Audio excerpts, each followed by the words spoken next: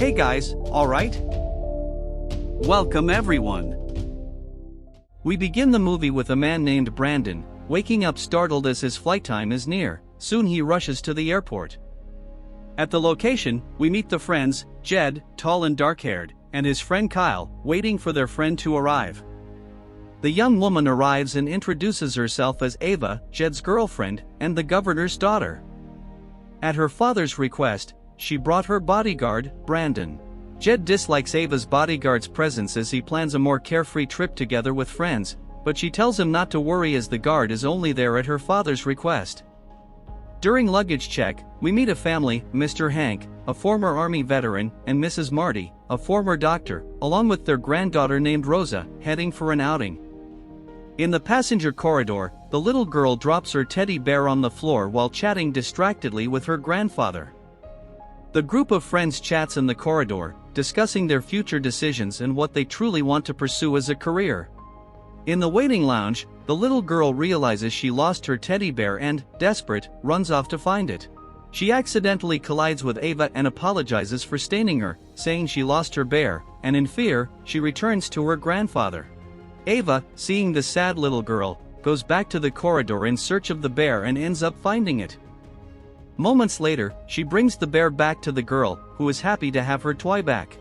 Along with her guard, Ava leaves him happy with the gesture, where he remembers when she was the age of the little girl, but now she's a grown young woman who can take care of herself. He asks if she needs him, even though she's accompanied by her friends, but her father sent him there due to what happened years ago with her mother, a sad accident where she ended up drowning. Brandon, out of obligation and affection, wishes to stay by her side and take care of Ava so that nothing bad happens, and she says she likes him around, leaving him more relieved. People board the plane and take their seats, however, Ava prefers to stay with her friends, while Brandon remains alone. The aircraft soon takes off bound for Cabo, while the couple chats for a while. Jed encourages Ava to pursue her projects, affirming that she will succeed and will be the best at what she will do. Kyle, on the other hand, begins to mock the steward named Danilo, in a gentle way, and ends up earning a different smile. Meanwhile, little Rosa watches the sky from the airplane window, amazed by the beautiful sight. Soon she and her grandparents have some fun and smile a bit. Kyle starts to terrorize Ava, saying how thin the airplane wings are, and yet they manage to make the plane fly so high. Jed reassures her, saying the aircraft is safe. Suddenly, everything shakes, leaving people worried, especially Ava. Brandon wakes up with the noise and observes what is happening. The flight captain says they are going through a brief turbulence, but it soon passes, leaving everyone relieved. Sometime later, the little girl, looking at the sky, notices that the aircraft's hit engine begins to come apart and soon catches fire. She calls for Marty, who, seeing the scene, becomes frightened, but they take the first steps by fastening their seatbelts. Suddenly, a steel piece comes loose and ruptures the aircraft's fuselage, leaving Ava terrified. Before long, the force of the external wind causes the metal to rupture, and turbulence invades the aircraft. People scream in terror, while others are sucked out through the air suction, which is so strong it tears apart part of the plane side. Unfortunately, many people are sucked to their deaths, while others await the aircraft's landing. Ava looks around and notices the sea around her. Soon, the plane crashes into the sea, causing more deaths. It floats for a while, but due to the holes, it soon begins to sink, terrifying the friends even more. The aircraft ends up stopping on a rocky and steep surface. Part of the plane is flooded, but another part isn't, due to the air that remained in the compartment. The steward appears to the friends. Suddenly, something begins to catch his attention, noises coming from the sunken part.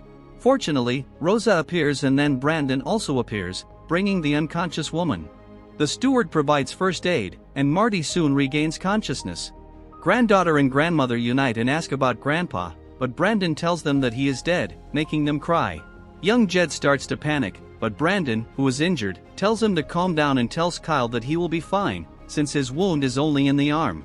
Brandon reassures everyone there, saying they are in an air bubble and are safe. Being an experienced guard who has experienced many situations, he analyzes the situation. He talks about the approximate inclination of the aircraft and asserts that they are stable for a while.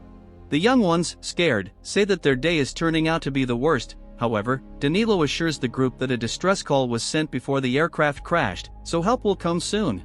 Brandon asks the steward for the oxygen tubes. However, when he goes to get them, he discovers that only one is full, which won't be enough. Mrs. Marty says she saw a man nearby where she was sitting using an oxygen tube. Brandon, being the only one with experience in extreme situations, decides to go to the other compartment. The lady asks him to bring her late husband's cap. Brandon then dives and searches for his target, amidst the seats and the dead people. He finds the cap and the man with the oxygen tube. The compartment is where the hole in the fuselage is, so cautiously, Brandon observes the passage. He starts the way back, but suddenly something attacks him. The group watches the water release air bubbles, and Ava becomes worried about Brandon. However, the water becomes calm again. Suddenly Brandon emerges, bringing what he went to get and hands it to the group. Unfortunately, he is badly injured and says goodbye to Ava, telling her to be strong from now on. Ava doesn't understand the words, then suddenly Brandon is pulled into the water, leaving everyone horrified by what happened. They realize vaguely that a shark did that, and scared, they go to the back of the plane. The lady tries to reassure the young ones, saying they should wait for help to arrive, as calmly as possible. She begins to take care of Kyle's arm, putting it back in place, causing a lot of pain for the young man. Meanwhile, we see the vast ocean, but soon a ray of hope appears. Fortunately, a helicopter appears, seeking to find survivors, especially the governor's daughter. However, the searches will be difficult, as they cannot see any trace of the aircraft's crash. Inside the air pocket, Jed talks to Ava, questioning the need to do something, but Ava continues to respect Brandon's advice to stay there and wait for help. Jed gets irritated because the guard is not there, but Ava remains firm, affirming that it's what Brandon, with his experience, would do. The aircraft fuselage starts to make noises, showing that it is sinking slowly. Jed starts to worry even more, warning of the upcoming lack of air, but Danilo releases an oxygen tank. The group stops worrying for a bit and listens to Grandma Marty, talking about how she met her late husband Hank. She was a military doctor and took care of Hank's wounds, and from that moment on, they started a life together. However, the feeling of his loss returns, and she starts crying again. The group worries again, but now it's about the sharks that are close to them, where they are eating what was once alive and leaving the water red with blood.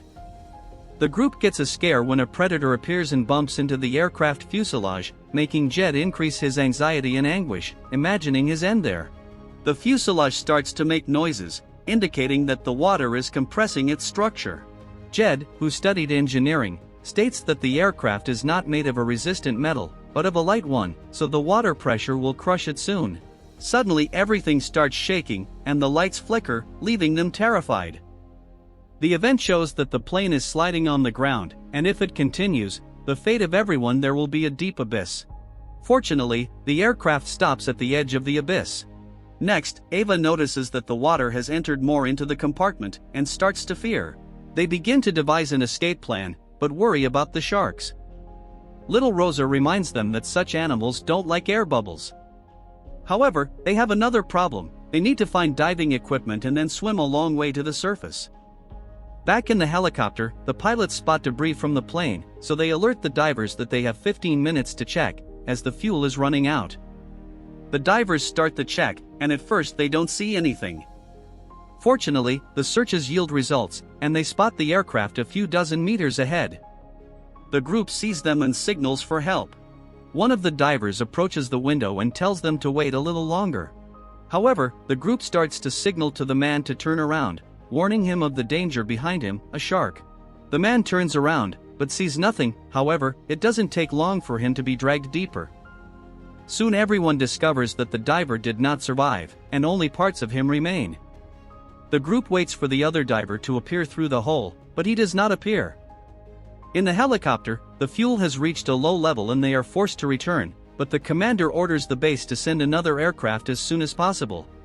Ava, wanting some way to escape, decides to dive and see if she finds the diver's equipment.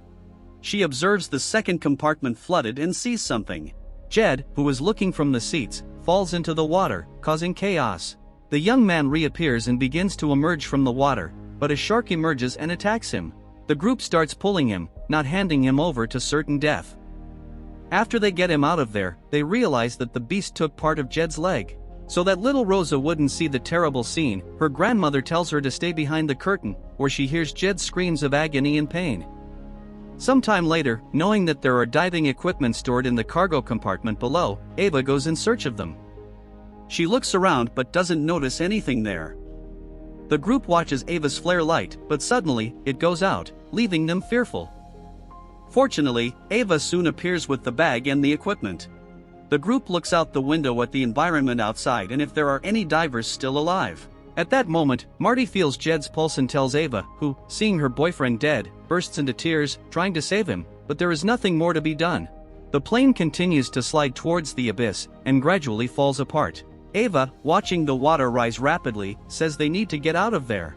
Then, she says they can use bubbles to scare away the sharks if necessary. She then grabs some bags from the seats to fill them with air.